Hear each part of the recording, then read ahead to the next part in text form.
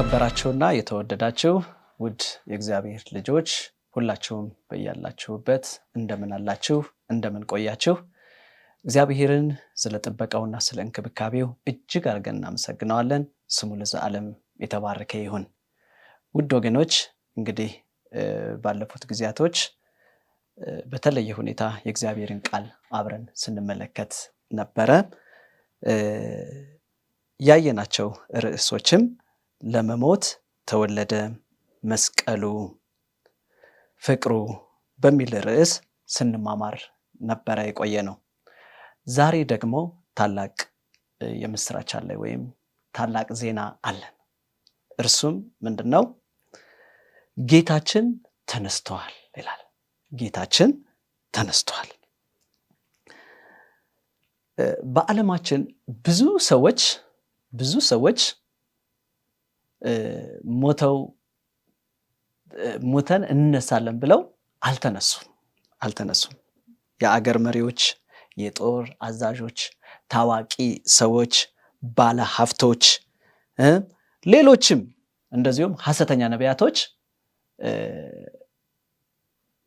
በተለይ ሐሰተኛ ነቢያቶች ሞተን እንነሳለን ብለው ተናግረው አልተነሱም። በሀገረ አሜሪካ በ1959 ላይ አንድ ሰው ተነስቶ ነበረ። እኔ እንደ ክርስቶስ ነኝ፣ እኔን ተከተሉኝ፣ መጨረሻ ላይ እሞታለሁ፣ ከሞት በኋላ ደግሞ እነሳለሁ ብሎ ብዙ ህዝቦችን ያስተምር ነበረ። ይህ ሰው ዴቪድ ኮሬሽ ይባላል እና ብዙ ተከታዮች በቃ ይሄ እንደ ክርስቶስ ነው፣ ይሄ ቢሞትም እንኳን ይነሳል ብለው እሱን እየተከተሉ ይጓዙ ነበረ። ከዛም በ1993 እንደ አውሮፓውያን አቆጣጠር ይህ ሰው ሞተ። ተከታዮቹም ይነሳል ብለው በመቃብሩ አካባቢ አንዣብቡ ነበረ። ይነሳል ብለው አምነው ይጠብቁት ነበረ። የሰው የዋህነት ማለት ነው፣ የሰው ሞኝነት። ነገር ግን ዴቪድ ኮሬሽ አልተነሳም፣ በዛው ቀረ። ሞትን ማሸነፍ አልቻለም። ይሄ ብቻ አይደለም፣ በእኛ አህጉርም የዚህ አይነት ክስተት ተከስቷል። በዚህ በአፍሪካ ዛምቢያ በተባለችው ሀገር አንዲት ሴት እንደው እኔን ሙሉ በሙሉ እንደ ክርስቶስ ነኝ፣ ክርስቶስ ያደረገውን ነገር ሁሉ አደርጋለሁ፣ ብዙ ችግር ይገጥመኛል፣ ብዙ ፈተና ይመጣብኛል፣ ከዛ በኋላ ግን እነሳለሁ፣ ተከተሉኝ ብላ ለብዙዎች ትናገር ነበር። በጣም የሚገርመው የእሷ ተከታዮችም ጥቂቶች አልነበሩ፣ ብዙ ተከታዮች ነበሯት። እነዚህ ሁሉ ይከተሏት ነበር። ይቺ ሴት አሊስ ለንሺና ትባላለች እና በቃ ትነሳለች ብለው ሰዎች በጉጉት ጠበቁ። ከዛም ከ1920 እስከ 1978 ባለው ጊዜ ውስጥ ይህን ሲሰብክ ነበረ። በ1978 ላይ ይቺ ሴት ሞተች። ከዛም አሁንም ተከታዮቿ ይቺ ሴት ትነሳለች፣ አሊስ ትነሳለች ብለው ብዙ ህዝብ እሷን የሚከተለው ከተለያየ ሀገር ወደ እሷ ወደ ሞተችበት ወደ ተቀበረችበት መቃብር በመምጣት የእሷን ትንሣኤ በጉጉት ይጠብቁ ነበር። ነገር ግን አሊስ ለንሺና የተባለችው ሴት መቃብርን ፈንቅላ ሞትን ድል አድርጋ መነሳት አልቻለችም። እስካሁን ድረስ በአፈር ውስጥ ነች። ይሄ እንደው ለአብነት ያክል ያነሳ ነው። ብዙ ነቢያቶች በተለያየ ሀገር ልክ እንደ ኢየሱስ ሆናለሁ፣ ሙቼ እነሳለሁ እያሉ እየተናገሩ ነገር ግን ሞትን ድል አድርገው መነሳት አልቻሉም። ቅድም መግቢያ ላይ እንዳልኩት ነገስታቶች ሙተዋል፣ አልተነሱም። ጠቢባን አዋቂያን የተባሉ ሰዎች ሙተዋል፣ አልተነሱም። የጦር ታላላቅ መሪዎች ሙተዋል፣ አልተነሱም። ሀብታሞች፣ ብዙ ገንዘብ ያላቸው ሊነሱ አልቻሉ። ሐሰተኛ ነቢያቶችም ሊነሱ አልቻሉ። ሞትን ድል አድርገው መቃብርን ፈንቅሎ የተነሳው ሞትን ድል ያደረገው መድኃኒታችን ኢየሱስ ክርስቶስ ብቻ ነው። እግዚአብሔር የተመሰገነ ይሁን። እሱ ብቻ ተነሳ። ሞቷል ተብሎ ተቀብሯል ተብሎ ሰው ሁሉ ተስፋ ቆርጦ እያለ በቃሉ መሰረት እንደተናገረው መቃብሩን ፈንቅሎ የምስራች አላቸው። መልካሙ ዜና ለሚከተሉት ሁሉ ተሰማ። እንዴት ደስ ይላል! ክብር ለእግዚአብሔር ይሁን። ተነሳ፣ ሞትን ድል አደረገ። በማቴዎስ 28:1 ላይ እንዲህ ይላል፣ በሰንበትም መጨረሻው መጀመሪያ ቀን መግደላዊት ማርያም እና ሁለተኛይቱ ማርያም መቃብሩን ሊያዩ መጡ። ነገር ግን ወደ መቃብሩ በሄዱ ጊዜ የጌታ መላእክት ከሰማይ ወርዶ ታላቅ መናወጥ ሆነ። መላእክቱም ድንጋዩን አንከባለው በላዩ ተቀምጦ ነበር። የመላእክቱ ልብስ እንደ በረዶና መብረቅ ነጭ ነበር። መቃብር ጠባቂዎቹም እንደ ሞተ ሰው ሆነው ነበር። መላእክቱም ሴቶችን እንዲህ አላቸው፣ የሞተውን ኢየሱስን እንደምትፈልጉ አውቃለሁ። እሱ ከዚህ የለም፣ ተነስቷል አላቸው። ተነስቷል አላቸው። እነዚህ ሰዎች የሞተውን ኢየሱስን ሊያዩ፣ የተቀበረበትን መቃብር ሊያዩ፣ ሽቶ ሊቀቡ፣ ፍቅራቸውን ለመግለጥ፣ ሐዘናቸውን እዛ ቦታ ሄደው ለመጽናናት ለማየት ነበር ሄዱት።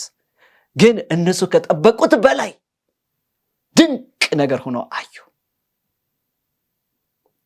ሞቷል የተባለው የሞተው ኢየሱስ ክርስቶስ ከዚህ የለም፣ ተነስቷል ተባሉ። እግዚአብሔር የተመሰገነ ይሁን። እሱ እዚህ የለም፣ ሞትን ድል አድርጎ ተነስቷል። በእውነት እንዴት ደስ የሚል ጊዜ ነበር ያ ጊዜ። በአንደኛ ቆሮንቶስ 15:3-4 ያለውን ስናነብ ደግሞ እንዲህ ይላል፣ እኔ ግን የተቀበልኩትን ከሁሉ በፊት አሳልፌ ሰጠኋችሁ፣ እንዲህ ብዬ ክርስቶስ ስለ ኃጢአታችን ሞተ፣ ክርስቶስ ስለ ኃጢአታችን ተቀበረ፣ በሦስተኛው ቀን ተነሳ፣ ከዛም ለደቀ መዛሙርቱና 500 ለሚበልጡ ወንድሞች ተገለጠ። ሰቀሉት፣ ገደሉት፣ መጨረሻ ላይ ቀበሩት። ግን ከተቀበረበት ስፍራ ሞትን ድል አድርጎ ተነሳ። ይሄን እነግራቸዋለሁ ይላል። ለብዙዎች ታየ፣ ለብዙዎች ተገለጠ። አቤት ያን ጊዜ እንዴት ደንግጠው ይሆን! በተለይ ክርስቶስ ኢየሱስን ያሳደዱት፣ የሰቀሉት፣ የከሰሱት፣ የገረፉት እንደው የሱን መነሳት ሲሰሙ ምን ተሰምቷቸው ይሆን? ክርስቶስንስ ሲሰቀል ሲያዩት የነበሩት እናቶች፣ ደረታቸውን ሲደቁ የነበሩ እናቶች፣ የሱ ተከታዮች እንዴት ሐሴት አድርገው ይሆን? ሞትን ድል አድርጎ ተነሳ። ወገኖቼ ይህ የክርስቶስ ትንሣኤ ዛሬ ለኛ የእምነታችን ትልቅ መሰረት ነው። ዛሬ በሕይወት ላለን ሰዎች፣ ዛሬ በምድር ለምንኖር አማኞች ይህ ቃል በጣም ትልቅ መሰረት ነው። የክርስቶስ ትንሣኤ፣ የክርስቶስ መነሳት ለኛ ትልቅ ደስታን በልባችን ውስጥ ይጭራል።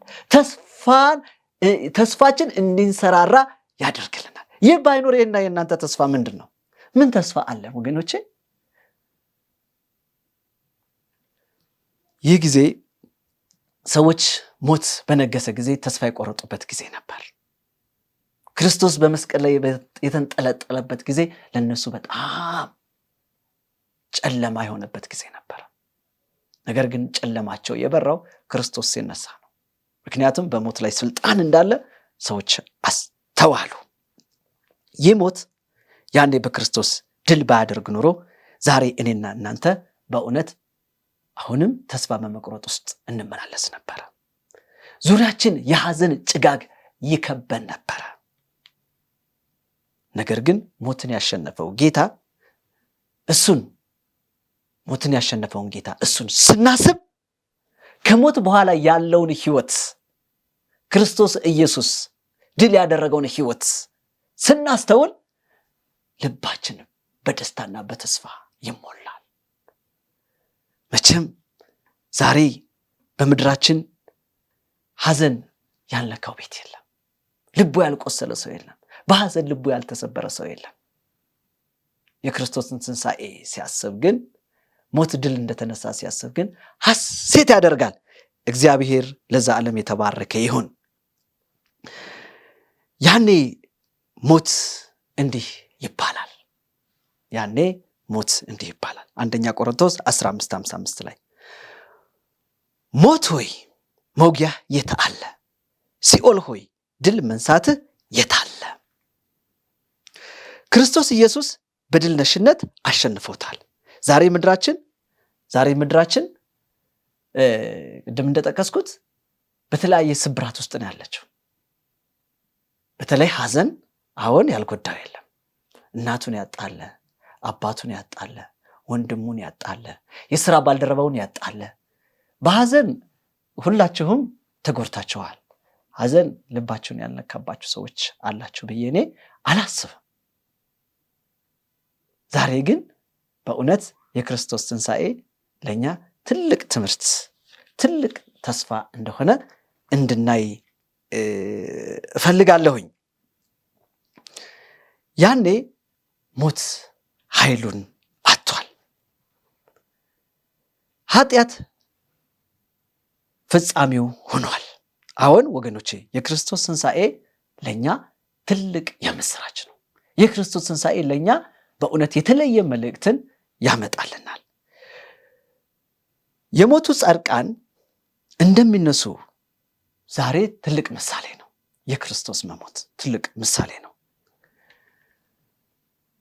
ክርስቶስ ሞትን አድርጎ ተነሳ የሚባለውን ዜና ዛሬ እኛ ባንሰማ ኖሮ በምን አይነት ሸለቆ ውስጥ እንሆን ነበረ?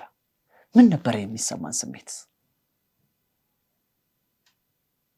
ተስፋ ነበር አይደለም የምንቆርጠው? ነገር ሁሉ ጨለማ ነው አይደለም የሚሆንብን? አዎ።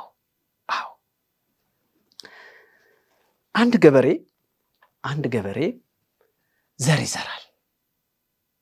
ይዘራል። ነገር ግን ዘሩን ከመዝራቱ በፊት ዘሩ ጤነኛ ነው ወይስ ጤነኛ አይደለም የሚለውን ቼክ ያደርጋል። እንዴት ነው የሚያደርገው? ከዛ ከሚያየው ዘር የተወሰነውን ይዘራል። ከዛም በኋላ ከዘራ በኋላ ያን ዘር ጥሩ ሆኖ ከበቀለ ደስ ብሎት 100% እርግጠኛ ሆኖ ሰፋ አድርጎ ሌላውን ዘር ይዘራል። ያን መጀመሪያ የዘራው ዘር መብቀሉ ለሱ ታላቅ እምነትና ተስፋ ይሆንለታል። ክርስቶስ ኢየሱስ ለኛም ሞተው ለኛ የመነሳትን ምሳሌ ባይሰጠን ኑሮ ዛሬ እኛም ተስፋ እንቆርጥ ነበር። ይህ ገበሬ ምናልባት ይህ የዘራው ዘር በዛው ቢጠፋ ኑሮ ባይበቅልለት ኑሮ ዘር አይዘራም፣ ተስፋ ይቆርጣል። እርሻውን አርሶ ብዙ ለፍቶ ብዙ ደክሞ ምን ያደርግልኛል ብዘራውም አይበቅልም ብሎ ተስፋ ይቆርጣል። ነገር ግን ከበቀለለት ደስ ብሎት ባዘጋጀው ማሳ ላይ ዘሩን እየዘመረ እየጸለየ ይዘራል። እንደሚበቅል ፍሬን እንደሚሰጠው ሙሉ እምነትን አግኝቷል። ዛሬም በተለያየ ሐዘን ውስጥ ያላችሁ ሰዎች ሞት ተቆጣጥሮናል፣ ሞት ቤታችን ወርሶታል፣ ሞት ልቤን ሰብሮታል፣ ሞት አንገቴን እንዳቀረቅር አርጎኛል ብላችሁ የምትፈሩ ሰዎች አላችሁ። በተለያየ ሐዘን የተጎዳችሁ አይዟችሁ፣ ደስ ይበላችሁ። መልካም ዜና ነው ይሄ፣ የምስራች። ኢየሱስ ክርስቶስ ሞትን ድል አድርጎ ተነስቶ ምሳሌያችን በመሆን የሞቱ ወገኖቻችሁ ሁሉ እንደሚነሱ 100% አረጋግጦልናል። እግዚአብሔር የተመሰገነ ይሁን። ስለዚህ ልባችሁ አይዘን፣ ልባችሁ ፈጽሞ ሊታወክ አያስፈልግም። እርግጠኛ ልንሆን ያስፈልጋል። ምክንያቱም በክርስቶስ ሞት ድል ተነስቷለኝ። አንደኛ ተሰሎንቄ 4-14 ያለውን ስናነብ አንደኛ ተሰሎንቄ 4-14 ጀምሮ ያለውን ስናነብ ኢየሱስ ሞቶ እንደተነሳ ካመንን እንዲሁም በኢየሱስ ያንቀላፉትን እግዚአብሔር ከእርሱ ጋር ያመጣቸዋል ይላል። ዛሬ የኛ ለቅሶ መሆን ያለበት ነገ እህቶቻችን፣ ወንድሞቻችን፣ ጎረቤቶቻችን ስለምናጣ እንዳናዝን፣ ወንድሜ ከአምላኩ ጋር ነው ወይ? እህቴ ከአምላኳ ጋር ነች ወይ?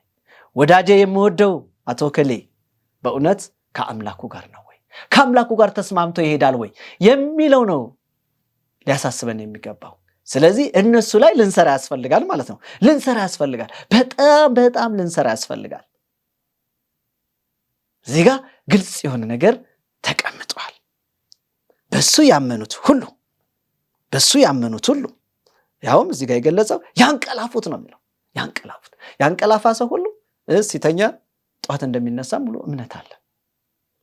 አሁንም እዚህ ጋር ምንድነው ያንቀላፉት ሁሉ የሞቱት ያንቀላፉት እነሱ ያኔ በእውነት ክርስቶስ ከእርሱ ጋር ያመጣቸዋል። ክርስቶስ ከመቃብር እንዲነሱ ያደርጋቸዋል። እግዚአብሔር የተመሰገነ ይሁን። ክርስቶስ መቃብሩን ፈንቅሎ በተነሳ ጊዜ ሌላ ክስተት ተከስቶ ነበረ። ምንድነው የሆነው? ክርስቶስ ከመቃብር ሲነሳ ምድር ስትናወጥ፣ አለቶች ሲሰነጠቁ፣ ያኔ ክርስቶስ በተነሳ ጊዜ የእግዚአብሔርን ስራ አብረው ሲሰሩ የነበሩ መልካም ሰዎች፣ ቅዱሳን ወገኖች በሙሉ ያኔ ከክርስቶስ ጋር አብረው ተነስተው ነበረ። የክርስቶስን ትንሣኤ ነው አይደል ብዙ ጊዜ የምንሰብከው? ክርስቶስ በተነሳ ጊዜ አብረው የተነሱ ቅዱሳኖች ነበሩ። እግዚአብሔር የተመሰገነ ይሁን። ይሄ ደግሞ ለኛ ታላቅ ተስፋ ነው። ብዙ ሰዎች ክርስቶስ ኢየሱስ ያኔ ተነስቷል፣ ነገር ግን ሰዎች አይነሱም፣ ሰው እኮ አይነሳም ይል ነበር አይደል? እግዚአብሔር ይህን ቃል ባያስቀምጥ ኖሮ ሰው እንደዛ ነበር እኮ የሚለው። የት አለ ሰው እኮ አይነሳም። ግን እግዚአብሔር እንዴት በቃ የወደፊቱን የሚያውቅ አምላክ፣ ድንቅ አምላክ እንደሆነ የምናስተውለው እሱ ያኔ ሲነሳ መልካም ስራ የሰሩትም አብረው እንዲነሱ አደረገ። ጌታ የተመሰገነ ይሁን። ያ ማለት ሰዎችም ዛሬ ይነሳሉ ማለት ነው። በእሱ ያመኑ መልካም ስራ የሰሩ ናቸው ታዲያ የሚነሱ። ያኔ ለመነሳት የማይጓጓ ሰው አለ? መልካም ስራ እንስራ፣ እንነሳለን። ክብር ለእግዚአብሔር ይሁን። ይሄ ብቻ አይደለም። ሰዎች ከሞቱ በኋላ በክርስቶስ ያመኑ፣ ክርስቶስ ኢየሱስ ሲናገር፣ ክርስቶስ ኢየሱስ ሲያዝ እንደሚነሱ የምናውቅበት ሌላ እምነት የሚሆነ ነገር ደግሞ ምንድነው? የአልዓዛር ታሪክ ነው። የአልዓዛርን ታሪክ ሁላችን እናውቃለን። ሰው ነው፣ እሱም እንደኛ አይነት ሰው ነው። እሱም ከሞተ ከ4 ቀን በኋላ ከመቃብር ተነስቷል። ያኔ ክርስቶስ ኢየሱስ የና አልዓዛር ወዳጅ ነበረ። እህቶቹ ማርያምና ማርታም ክርስቶስ ኢየሱስን በጣም ይወዱት ነበረ። እሱም ብዙ ጊዜውን የሚያሳልፈው ኢየሱስ ክርስቶስ በእነሱ ቤት ነበረ።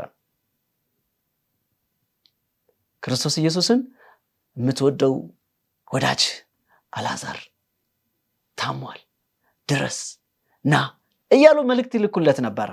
ነገር ግን እሱ የሚሰራው ስራ ስለነበረው፣ ክርስቶስ ኢየሱስ ዓላማ ስለነበረው ፈጥኖ ወደ እነሱ አልመጣም።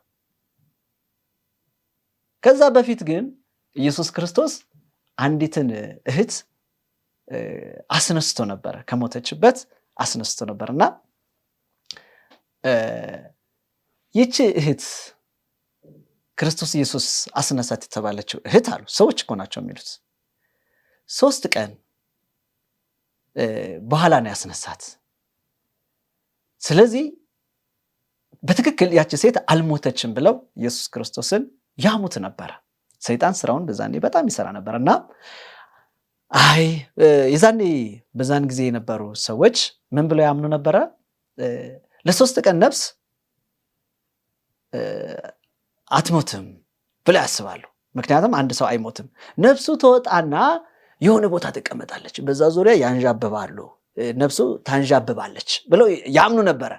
ስለዚህ ኢየሱስ ክርስቶስ ውሸት ነው፣ እንደው ያችን ሴት አላስነሳትም እያሉ ያሙት ነበረ። መቼም ሐሜተኛ አይጠፋም እያሉ ያሙት ነበር። ክርስቶስ ኢየሱስ ደግሞ ሁሉን አዋቂ አይደል? የኛ አምላክ ይህን ጠንቅቆ ያውቅ ነበረ፣ እንደሚያሙት ያውቅ ነበረ። ስለዚህ አልዓዛርን ኧረ እባክህ ተሎ ድረስ፣ ዛሬ ድረስ፣ ነገ ድረስ ሲሉት ዝም አለ። ከዛም አልዓዛርን መጥቶ በስንተኛው ቀን ያስነሳው? በ4ኛው ቀን። የእነሱ እምነት እስከ ስንት ቀን ነበር የሚለው? እስከ 3 ቀን። እሱ ግን በ4ኛው ቀን መጣ። ከ4 ቀን በኋላ ግን ማንም ሰው ሊድን አይችልም ብለው ያምኑ ነበረ።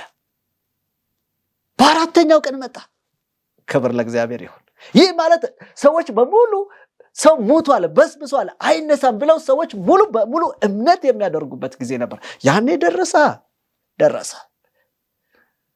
ማንም አልቃሽ እንደሚያለቅሰው መቃብር ላይ ሄዶ ኢየሱስ ክርስቶስ አልቅሶ ሊመለስ ነው ብለው ሰዎች አጅቦት ነበር። ክርስቶስ ግን እንደዛ አልነበረም። እቅዱ ሐሳቡ እንደዛ አልነበረም። ደረሰ፣ ሄደ። ድንጋዩን አንከባሉ አለ። አንከባለሉ። አልዓዛር ሆይ ተነስ፣ ውጣ። መቃብሩን ፈንቅሎ ሞትን ድል አድርጎ አዳኛችን ኢየሱስ ክርስቶስ ተነሳ። ክብር ለእግዚአብሔር ይሁን። አዎ ኢየሱስ ክርስቶስ ብቻ አይደለም የተነሳው፣ እሱ ያዘዛቸው ሙታኖቹ ሁሉ መቃብርን ፈንቅለው ተነስተዋል። እግዚአብሔር የተመሰገነ ይሁን። ለዚህ ነው በአንደኛ ቆሮንቶስ ቅድም ያነበብነው 15:55 ላይ ሞት ሆይ መውጊያ የት አለ? ሲኦል ሆይ ድል መንሳት የት አለ ተብሎ የተጻፈው። ሞት አቅም የለው። ሞት በክርስቶስ ድል ተነስቷል። ዮሐንስ 8:51 ላይ ቃሌን የሚጠብቅ ለዘላለም ሞትን አያይም፣ ለዘላለም ሞትን አያይም ይላል። ስለዚህ ክርስቶስ ከኛ የሚጠብቀው እሱ እንድንታዘዝና ቃሉን እንድንጠብቅ ነው። ቆላስይስ 3:4 ላይ ሕይወታችሁ ክርስቶስ ይላል። ሕይወታችሁ ክርስቶስ በሚገለጥበት ጊዜ እናንተ ደግሞ ከእርሱ ጋር በክብር ትገለጣላችሁ። ኢየሱስ ክርስቶስ ሲገለጥ እናንተም ትመጣላችሁ አይደለም የሚለው፣ ትመጣላችሁ አይደለም የሚለው፣ በክብር በሽልማት በጌጥ በአማረ ሁኔታ ባሽቆጠቆጠ ሁኔታ በመልካም ሁኔታ እናንተም ትገለጣላችሁ ይላል። ክብር ለእርሱ ይሁን። ትገለጣላችሁ ብሎ እግዚአብሔር አምላክ በክብር በእውነት ለቅዱሳኖች መጥቶ መልካሙን እንደሚያደርግ እዚህ ጋር እናያለን። ያኔ የክርስቶስ ድምፅ በመቃብር ላሉት ሁሉ ይሰማል። ያኔ የጌታ ድምፁን ሲያሰማ ለዘላለም ሞት ላያገኛቸው በደስታ ከአምላካቸው ጋር ቅዱሳኖች ፊት ለፊት ይገናኛሉ። ክርስቶስ በዮሐንስ 11:25 ላይ ትንሣኤና ሕይወት እኔ ነኝ፣ የሚያምንብኝ ሁሉ ለዘላለም አይሞትም ያለው የተስፋ ቃል ያኔ ይፈጸማል። የሚያምንብኝ ሁሉ አይሞትም በሕይወት ይኖራል ብሎ የተናገረው ቃል ያኔ ክርስቶስ ኢየሱስ በድል በክብር ሲመጣ ይረጋገጣል። የዘላለምን ሕይወት ቅዱሳኖች ሁሉ ይላበሳሉ። እንዴት ድንቅ ቃል ነው! ሮሜ 6:4 እንግዲህ ክርስቶስ በአብ ክብር ከሙታን እንደተነሳ እንዲሁ እኛም በአዲስ ሕይወት እንደምንመላለስ ከሞቱ ጋር አንድ እንሆን ዘንድ በጥምቀት ከእርሱ ጋር ተቀበርን። አዲስ ሕይወትን እንድንኖር እግዚአብሔር አምላክ ከእርሱ ጋር እንድንቀበር አደረገ። ስለዚህ እግዚአብሔር አምላክ ከኛ የሚፈልገው አንድ ነገር ምንድን ነው? አዲስ ሕይወትን መኖርን ነው። በአዲስ ሕይወት መኖር፣ አዲስ ኑሮ መኖር ማለት ምን ማለት ነው? በአዲስ ሕይወትን መኖር ማለት ለኃጢአት እጅ አለመስጠት ወይንም ለኃጢአት አለመገዛት፣ አሮጌውን ማንነት መተው ስጋን መግደል ነው። ስጋን መግደል ነው። ምሳሌያችን ክርስቶስ በሮሜ 6:9 ላይ ስናይ እንዲህ ይላል፣ ክርስቶስ ከሙታን ተነስቶ ወደፊት እንዳይሞት ሞት እንዳይገዛው ስጋውን ገሏል፣ ለኃጢአት ሙቷል ይላል። ለኃጢአት ሙቷል። አዲስ ህይወትን ለመኖር ስጋችንን እንደ ክርስቶስ ልንገል ያስፈልጋል። ክርስቶስ ኢየሱስ ስጋውን ገሏል። ኢየሱስ ክርስቶስ ስጋውን ትቷል። ዛሬም እኛ ይህን ክፉ ስጋ ገለን በክርስቶስ ጸጋ እንድንመላለስ ጌታ ኢየሱስ ክርስቶስ ይፈልጋል። ይህን የትንሣኤውን አምላክ፣ ይህ ሞትን ድል አድርጎ የተነሳውን ጌታ እሱን ለመላበስ እሱን ለመምሰል ስጋችን መሞት አለበት። ስጋችን መሞት አለበት። ሮሜ 7:24 ላይ ሐዋርያው ጳውሎስ እንዲህ ብሎ ተናግሯል። እኔ ምንኛ ጎስቋላ ሰው ነኝ፣ ለዚህ ሞት ከተሰጠ ሰውነት ማን ያድነኛል? ይህ ስጋዬ ምንኛ ጎስቋላ ነው፣ ምንኛ ጎስቋላ ነው። ከዚህ ማን ሊያድነኝ ይችላል ይላል። ሮሜ 7:19 ደግሞ እንዲህ ይላል፣ የማልወደውን ክፉ ነገር አደርጋለሁ፣ የምወደውን በጎ ነገር ደግሞ አላደርግም። ስጋ እንደዚህ ነው አይደል? አንዳንዴ የማይጠቅመንን ነገር ነው የሚያደርገው። ይህ የስጋ ፍላጎት ነው። የሚጠቅመንን ነገር ደግሞ አያደርግም። ለዚህ ነው ሐዋርያው ጳውሎስ የሚጠቅመኝን አላደርግም፣ የማይጠቅመኝን ደግሞ ሳደርግ ራሴን አገኘዋለሁ። ይህ ስጋዬ ምን አይነት ጎስቋላ ነው አለ። እኛስ ብለን አናቅም? እናንተ ብላችሁ አታውቁም? በዚህ አልሄድም እያላችሁ ትሄዳላችሁ። አልዋሽም ብላችሁ ተዋሻላችሁ። አላማን ብላችሁ ታማላችሁ። መልካም ነገር ደግሞ አደርጋለሁ ትላላችሁ፣ ግን አታደርጉትም። ከሚጠቅመን ነገር ይልቅ የማይጠቅመንን ስናደርግ እናገኘዋለን። አቤት እውነትም ይህ ስጋ ምንኛ ጎስቋላ ነው፣ ይህ ስጋዬ ጎስቋላ ነው ይላል። ይህን ዓለም ልናሸንፍ የምንችለው ይህን ስጋ ስንጎሽመው ነው፣ ይህን ስጋ ስናሸንፈው ነው። ታዲያ ብዙዎቻችን እኔ በመልካም ህይወት መኖር እፈልጋለሁ፣ ስጋዬን መጎሸም እፈልጋለሁ፣ ህይወቴን መቀየር እፈልጋለሁ፣ ማደግ እፈልጋለሁ፣ መለወጥ እፈልጋለሁ፣ ክርስቶስን መሽተት እፈልጋለሁ፣ መዓዛዬ እሱን እንዲያውድ እፈልጋለሁ። ነገር ግን ነገሬን ሁሉ አሸንፌ ስጋዬን ጎሽሜ ክርስቶስን ለብሼ መኖር አልቻልኩም። ያኔ ክርስቶስ በክብር በደመና ሲገለጥ ሞትን ድል አድርጌ እንድነሳ የሚያደርገኝን ስጋ መልበስ አልቻልኩም። እንዴት ነው ይሄን አቅም የማገኘው ብላችሁ የምታስቡና የምትጨነቁ ሰዎች ደግሞ ትኖራላችሁ። እግዚአብሔር ለዚህም መልስ አለው። እርግጥ ነው ሰው እግዚአብሔር ካልረዳውና እግዚአብሔር ካላገዘው በስተቀር ስጋውን ማሸነፍ አይችልም። ስጋውን ድል ማድረግ አይችልም። ለዚህ ነው በሁለተኛ ቆሮንቶስ 12:9 ላይ እንደተጻፈው ጸጋዬ ይበቃሃል፣ ኃይሌ በድካምህ ይፈጸማልና። አቤት የጌታ ኃይል፣ አቤት ምሕረቱ! ለምንፈራ አቅም አጣን፣ ጉልበት አጣን ለምንል ሰዎች የተሰጠ ነው። አይዟችሁ፣ ጸጋዬ ይበቃችኋል። ይህ ማለት ነው እደግፋችኋለሁ።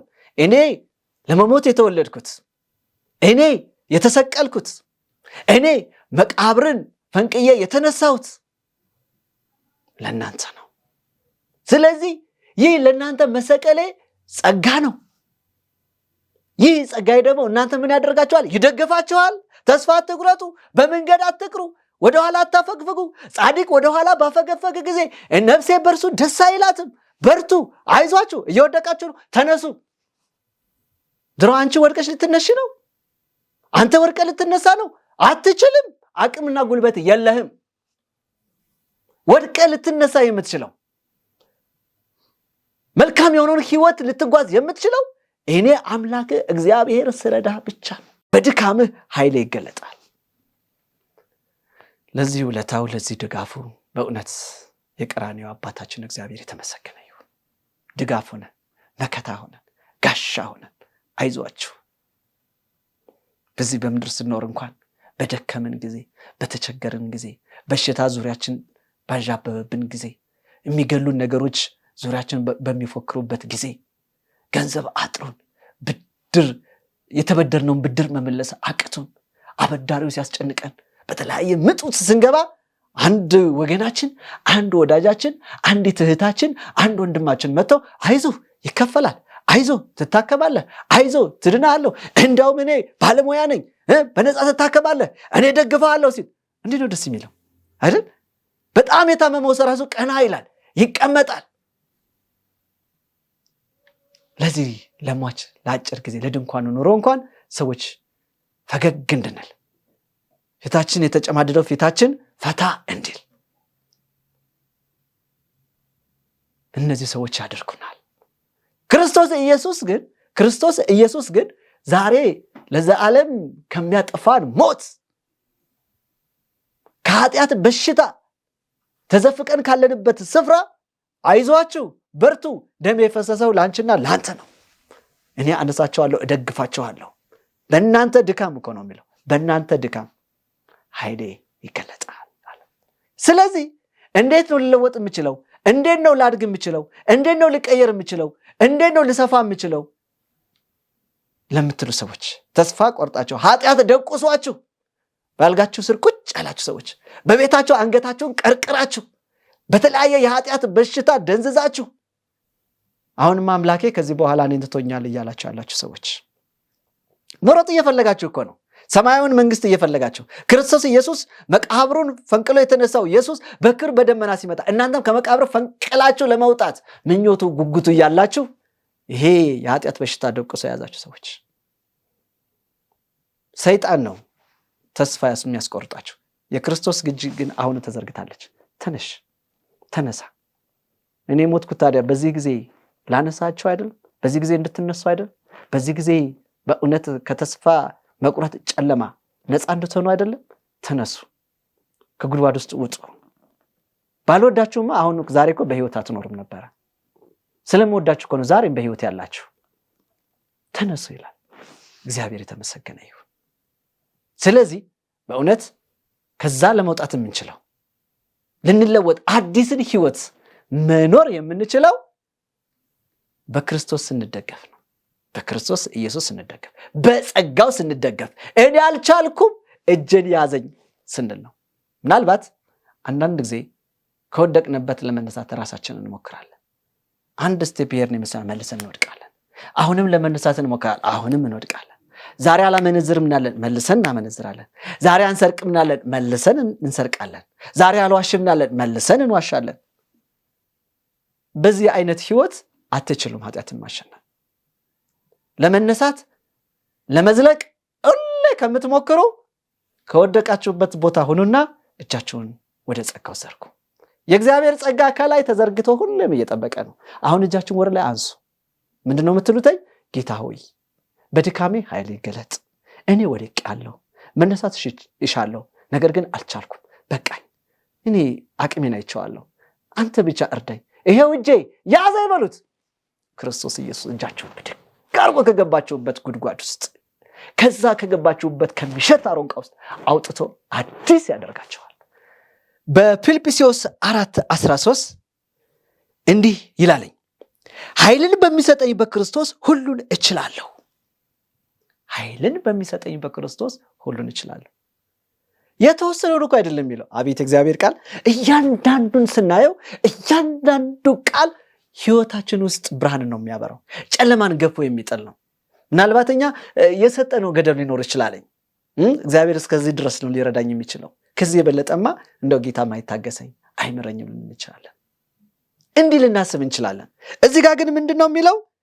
ኃይልን በሚሰጠኝ በክርስቶስ ሁሉን እችላለሁ። በጌታ በኢየሱስ ክርስቶስ የማንችለው ነገር የለም። አንችለውም፣ ከባድ ነው፣ ይሄማ ከኔ በላይ ነው የምንለውን ነገር ሁሉ በክርስቶስ ኢየሱስ እንችለዋለን። ስለዚህ ለጌታ ለኢየሱስ የምንገድበው ነገር የለም፣ ሁሉን እንችለዋለን።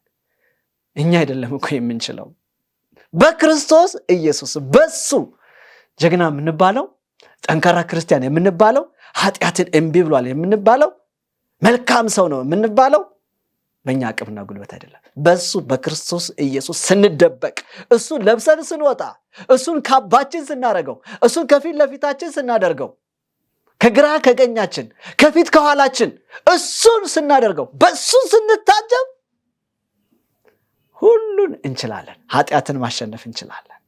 ኃጢአትን መርገጥ እንችላለን። ኃጢአትን እምቢ ማለት እንችላለን። ጠላትን ማሳደድ እንጀምራለን በክርስቶስ ኢየሱስ ኃይል። ያኔ ክርስቶስ በክብር በደመና ሲገለጥ ይህን ማድረግ የቻንለት፣ በክርስቶስ የተደበቅንለት፣ አዲስን ሕይወት በተላበስን ዕለት፣ የክርስቶስ ኢየሱስን ድል ማድረግ ያመን ዕለት፣ ያኔ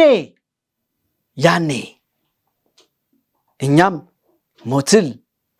ሞትን ድል አድርገን መቃብሩን ፈንቅለን በትንሣኤው ማለዳ የመነሳታችን ብርሃን ፍንትው ያለ ይሆናል። መልካምን ስናደርግ፣ በሱ ስንደበቅ፣ ኢየሱስ ክርስቶስ በክብር በደመና ሲገለጥ ያኔ እኛም የትንሣኤውን ጌታ እንቀበላለን። መቃብርን ፈንቅለን እንነሳለን። በድል ነሽነት ኃይሉን ተላብሰን እኛም ክርስቶስ ኢየሱስን እንገናኘዋለን። ስለዚህ ውድ ወገኖቼ ዛሬ በተለያየ ችግርና በተለያየ መከራ ያላችሁ ወገኖቼ አይዟችሁ፣ በርቱ፣ በእርሱ እመኑ። ሞት አይነቀን፣ ሞት አያዘን። ኢየሱስ ክርስቶስ መቃብርን ፈንቅሎ ድንጋዩን አንከባሎ ተነስቷል። ዛሬም ለእኔና ለእናንተ ይህ ታላቅ የምስራች ነው፣ ታላቅ ተስፋ ነው። ስለዚህ ክርስቶስ ኢየሱስን ተላብሰን አዲስ ሕይወትን ኖረን አሮጌውን ማንነታችን አስወግደን በአዲስ ምዕራፍ፣ በአዲስ ሕይወት፣ በአዲስ ማንነት እንደገና ተነስተን ከከሳንበት ስፍራ፣ ከወደቅንበት ስፍራ፣ ከተከሰስንበት ስፍራ፣ ተስፋ ቆረጥንበት ስፍራ እናምልጥና እንውጣ። ክርስቶስ ኢየሱስ ሞትን ፈንቅሎ ድል አድርጎታል። ያበቃውን፣ ያከተመውን፣ የሸተተውን ነገር ኢየሱስ ክርስቶስ በእውነት ሕይወትን ዘርቶበታል። ክብር ለመድኃኔዓለም ይሁን፣ ክብር ለአባታችን ይሁን። ስለዚህ ውድ ወገኖቼ አትፍሩ፣ አትደንግጡ። ሞት አክትሞለታል። ሞት መሄጃ አጥተዋል። ሲኦል በክርስቶስ ኢየሱስ ድል ተደርጓል። ኃጢአት ተሳደዋል። ስለዚህ ይሄን አምነን ይሄን አምላካችን ተቀብለን በክብር በደመና ሲገለጥ የዘላለምን ሕይወት መውረስ እንድንችል ሁላችንንም ኢየሱስ ክርስቶስ በጸጋው ይርዳን።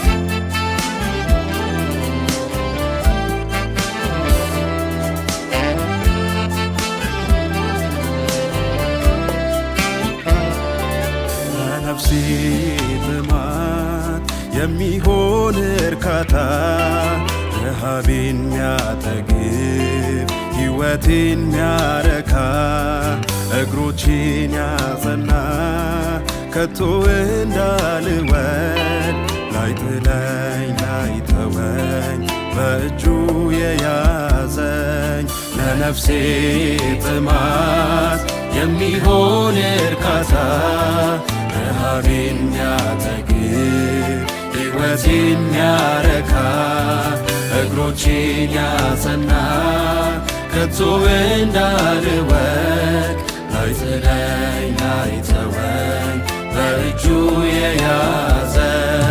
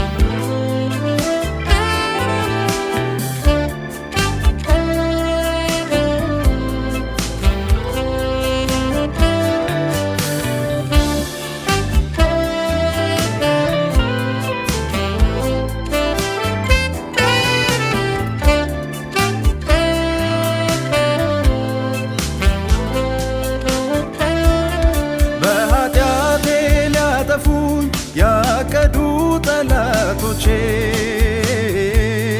ውድቀቴ ሲመኙ ሞቴን ሲጠባበቁ በጊዜው ሲደርስልኝ እውነተኛው ፈራጅ ታሪኬ ተቀይሮ ሞቴ ተሻረልኝ። በኃጢአቴ ሊያጠፉኝ ያቀዱ ጠላቶቼ ውድቀቴ ሲመኙ ሞቴን ሲጠባበቁ በጊዜው ሲደርስልኝ እውነተኛው ፈራጅ ታሪኬ ተቀይሮ ሞቴ ተሻረልኝ። አልሆነም ጠላት እንዳሰበው ኢየሱሴ በፍቅሩ አስመለጠኝ። አልሆነም ጠላት እንዳሰበው ኢየሱሴ በፍቅሩ አስመለጠኝ። ፍቅር ነው ኢየሱስ ፍቅር ነው፣ ፍቅር ነው ጌታዬ ፍቅር ነው፣ ፍቅር ነው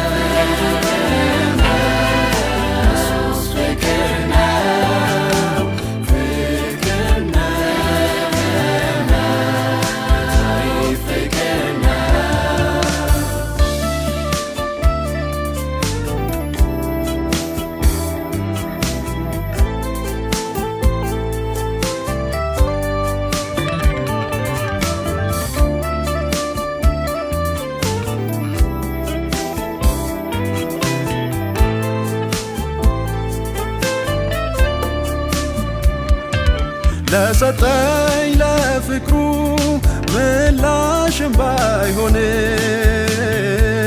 የማቀርበው ምስጋና ውለታውን ባይከፍለውም